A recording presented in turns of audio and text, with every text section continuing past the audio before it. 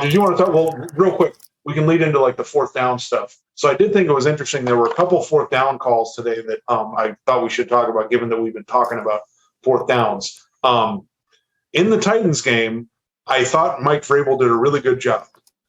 There were two fourth down calls that I really liked, and one was go for it, one was kick a field goal. Okay, so they were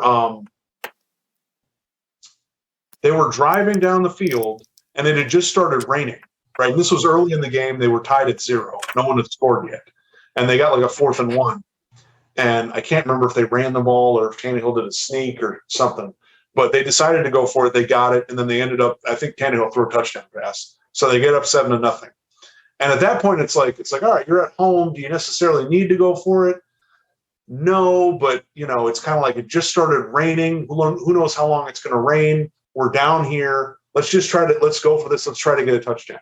Okay, I think that's a pretty good call. And then the Dolphins fumble the ball, and then they get another 4th and short deep in and Dolphins territory, and they decide to kick the field goal.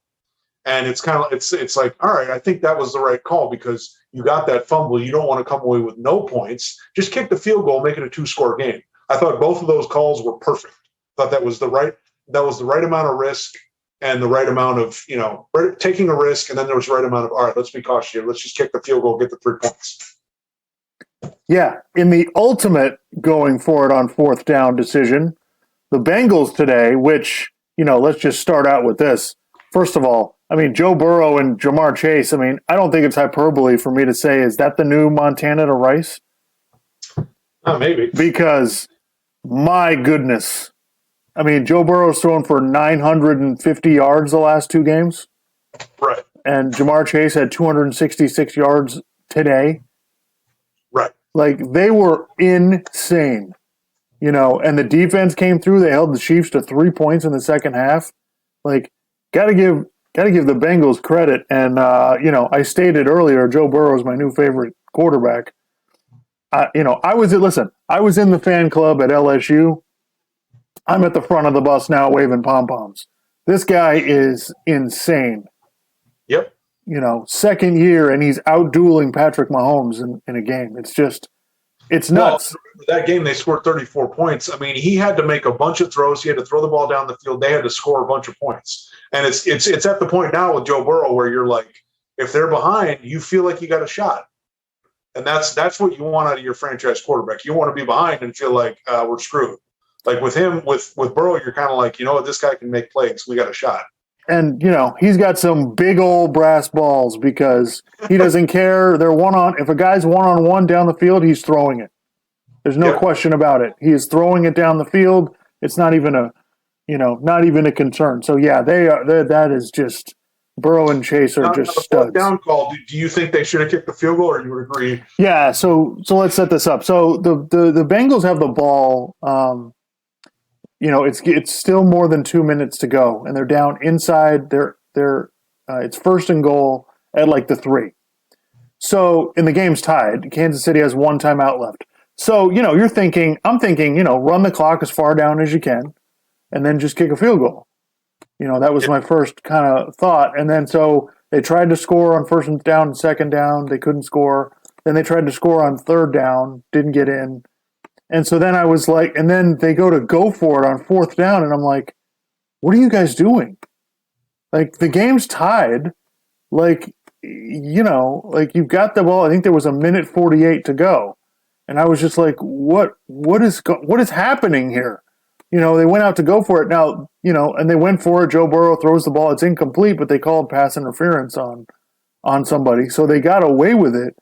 But it just seemed like we're getting way too cute now. It just seemed like an absolute asinine decision. They had forced Kansas City to use their timeouts. You kicked the field goal, and they didn't want to give Mahomes the ball back. I get it, but why didn't you score on the first 3 downs? Yeah, I understand. Yeah, I probably would have kicked the field goal in that situation. I thought that was a little bit too much of a risk. It worked out.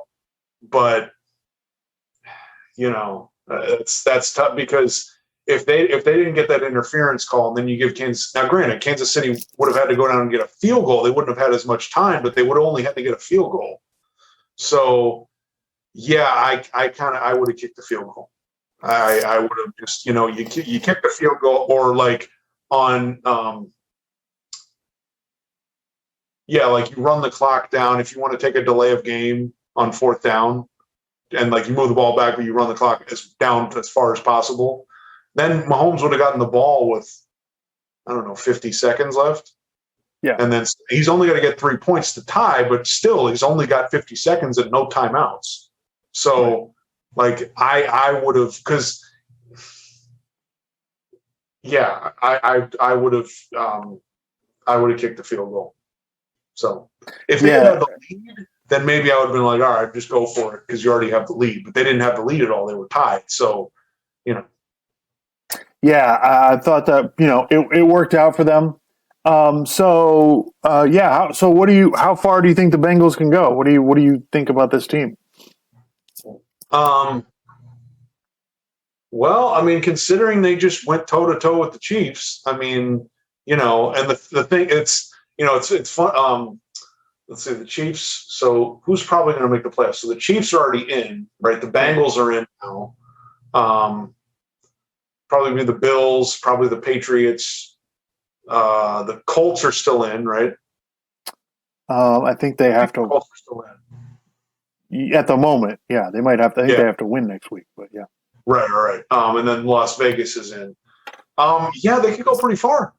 I mean, why not? Because like Kansas City, they're still really good, but they just have not. They're not the same as they were last year or the year before. They're just not. Okay, they've gotten their offense much better than it was at the beginning of the year or in the middle of the year, but they're not the same team. They're vulnerable, and now they're assuming things hold up, they're not going to have home field advantage, and they're going to have to play 3 games instead of 2. So, the Bengals got a shot. I mean, I'm a little cautious because Burrow's never been to the playoffs before. A lot of these guys haven't been to the playoffs before. They haven't won any playoff games, and I feel like for instance, if the Chargers and the Bengals get in, then those are 2 coaches who I feel like are going to go for it on 4th down when maybe they should kick a field goal, and that could be a deciding factor. Yeah, and Burrow got his ass kicked today. I mean, he had to go out the last couple of plays because he was hurt. Right. So they don't. They're going to have a problem when they come up against Tennessee or New England, teams with good defensive lines, because they still have issues. Yeah. Issues with protection. For Tennessee, Derrick Henry was practicing this week. Yeah. Okay. If Tennessee holds up and gets the bye week, I don't have any reason to suspect Derrick Henry won't be playing in the Titans' first playoff game. So that's a really big deal. And he's like, his surgery was like 9 weeks ago. So he's ready. It sounds like he's ready to go. So like the Titans, as far as making a deep playoff run, I think is still in, because Tannehill's not a bad quarterback. He's not a great quarterback. He's like in the middle, but he doesn't really make stupid mistakes. And if you give him a really good running game, we've seen in the past, he can be pretty damn good, especially on play action. So, yeah, I think the AFC playoffs are pretty interesting. Yeah, I think it's kind of up for grabs right now because, I like the Chiefs, but the Chiefs can be beaten. I like Tennessee, but they can be. All these teams can be beaten. We see what their weaknesses are. Buffalo's weaknesses, they depend on Josh Allen too much. Yep. The Bengals' problem is their offensive line is are they going to hold up in playoff games? Yeah. The Titans' problem is, can they make, big plays when they need big plays on offense? So, yeah, I think it's really fascinating. Right now, Tennessee would have the 1 seed as long as they win next week. It's going to be very interesting. So I guess that answers my question about the Titans worthy of being a number 1 seed. Yeah, if they get Derrick Henry back, they could be. Especially they haven't had Derrick Henry, and they've found a way to win these games. So I think they're well coached, and their defense is pretty good. And Tannehill's been good enough, even without a great. I mean, granted, today they had a pretty good running game. So the Colts and the Raiders, the Raiders win that game, last second field goal. which team are you more concerned, or, well, let's ask it this way. Which team do you feel better about in the playoffs? I don't know. I'm tempted to say Las Vegas because I like Derek Carr better than Carson Wentz. I don't necessarily feel like the Raiders are trying to protect Derek Carr the way they're trying to protect Carson Wentz because they don't want Carson Wentz to throw an awful interception. But I mean, the Colts, they really run the ball well and their defense is good. So I don't know. I think the Colts are built to win a playoff game better than the Raiders are. I think the Raiders can have a one-off good game, but I don't think they're going to be consistent enough, when Right. it comes down to, but they play the Chargers next week, which is essentially going to be whoever wins gets in next week. So that's going to be a fantastic game next week. So the Jets had the lead against the Patriots, the Bucks, Buccaneers, yeah. the whole game. But Brady comes out. It made me laugh. I thought it was pretty funny that there was a little over a minute left. It was 1:10. I'm watching Red Zone, and Brady gets the ball, and they're at their own 30. And they're down 4, so they need a touchdown. And Scott Hansen's like, I mean, I don't see any way they can possibly go the length of the field with whatever. 3 plays, touchdown. It was just kind of like, and I'm like, there's 59 cents, fine. Like, they have plenty of time. 10 seconds, it's Tom Brady. What are you talking about? This is the end. Come on, man. This is easy. They go, boom, 20-yard completion, boom, 20-yard completion, boom, 40-yard touchdown. It was like, oh, okay, it makes sense. And then they get the 2-point conversion to put them up 4. And, it's just, Brady does what he does. But as I said earlier in the podcast, Antonio Brown decided that he was done today. So I'm watching the Bucks anymore. Arian said that he's done. He's not Right. He's not a Bucks. right. So I'm watching the Red Zone, and then they show Antonio Brown takes his pads and his jersey off, and he's walking over, and then he takes whatever his undershirt he has on and throws it into the stands. And there's cops like right there. There's like security guards like right behind him watching him. And then he runs off the field, runs into the end zone, starts blowing kisses to the fans and putting up 2 fingers, and then runs off the field. And they're like, oh, what's up with this? And then they showed another shot of when he was still on the sideline, the coaches kind of looking over at him and then kind of looking away from him, like they were kind of ignoring him. Everybody was kind of like, oh, whatever. He's the class clown. He's going to go do his thing over there. And then after the game, Bruce Arians said he's not on the team anymore. So I don't know. This could be the first time that I've seen a guy get kicked off the team in the middle of a game. Yeah. So, as we all know, Antonio Brown is special. I'll say he's special, and so he may have worn out his welcome. So, the Buccaneers, they've already lost Godwin for the season. Now they don't have Antonio Brown. They got Evans back today.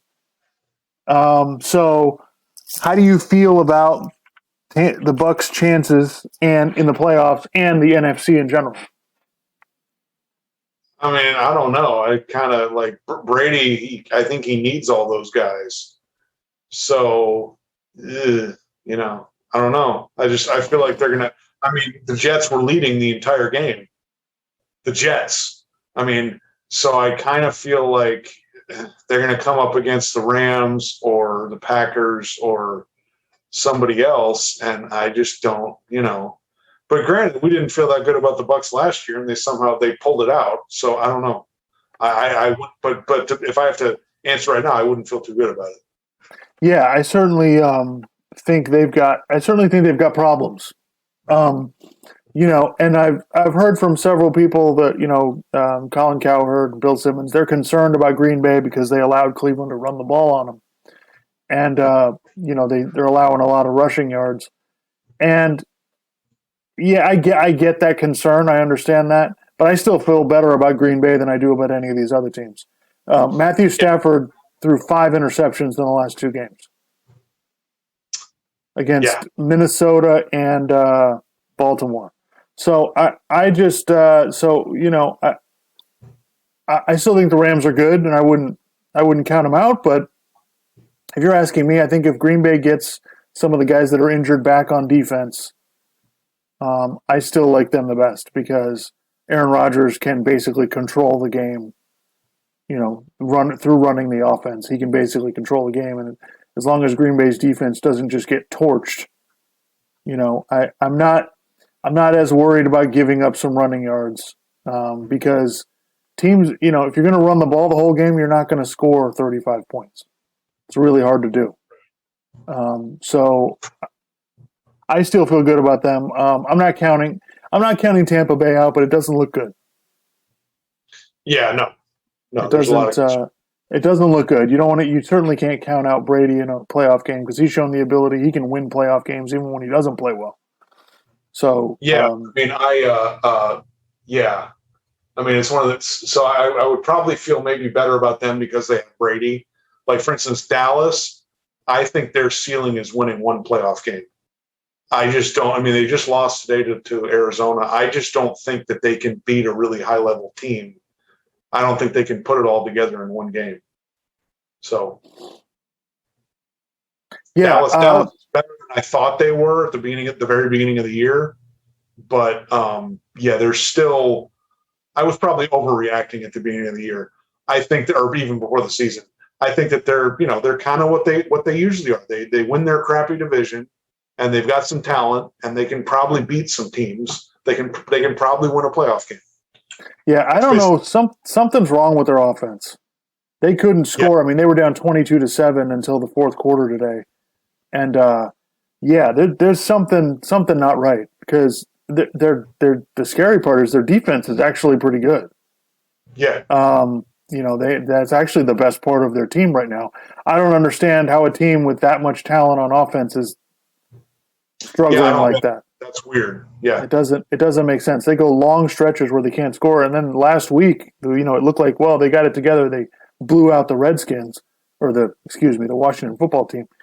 And but today I'm just kind of befuddled by it. I don't understand. They have all of these receivers. Their offensive line's good. They got two good running backs. What is the deal? So, they tried to come back today against Arizona and lost that game, and it probably clinched the 1 seed for Green Bay. But, there's none of the, the top 4 or 5 NFC teams. I have concerns about all of them. So it's just basically, what do you feel the best about? I thought this was interesting. So this was suggested by Colin Cowherd. So, the Seahawks are obviously not making the playoffs. So do you think Russell Wilson is going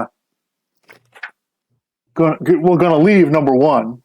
And, they brought up the idea of Russell Wilson going to the Saints, which I think would be unbelievable. We haven't seen this kind of a trade happen. He's under contract with the Seahawks. So, if I had to answer right now, I would say no, because we've just never seen this happen in the NFL. This isn't the NBA. Right. So people acting like this is a foregone conclusion. I just don't see it. And the same thing with Aaron Rodgers. Like, he's still under contract next year with Green Bay. So why the team is going to have to trade the person. So, and I just don't like. Now, granted, Houston's trying to trade Deshaun Watson, and I think they will once his lawsuits get resolved to whatever extent the other teams that would trade for him want him to be resolved. But like that's a different situation. So I just don't really see it. I mean, we can sit here and talk and speculate all day about where would Russell Wilson fit best, and like putting him together with Sean Payton, I think is obviously an awesome idea, but I don't feel like we've seen that happen in the NFL before. Yep. So I don't really see it. I mean, I understand the speculation's fun and he's unhappy with what's going on there, but Yeah, it's one of those things to look forward to the offseason will be very interesting. But last week of the regular season, next week, we'll be able to tell you who's in what playoff game. We're going to have a wild card game on a Monday night in 2 weeks, which is bizarre. Really? Yeah. Why all right. I don't really know don't know why that's happening, but it is happening. I don't know how that works when if you win, you'd have to play the next week and you'd be on a shorter week than everybody else. Doesn't seem to make any sense. But I guess they're trying to grab another Monday night. Yeah, but the thing I like about the playoffs is it's always on weekends. Like what? God. Anyway. Yeah, insanity.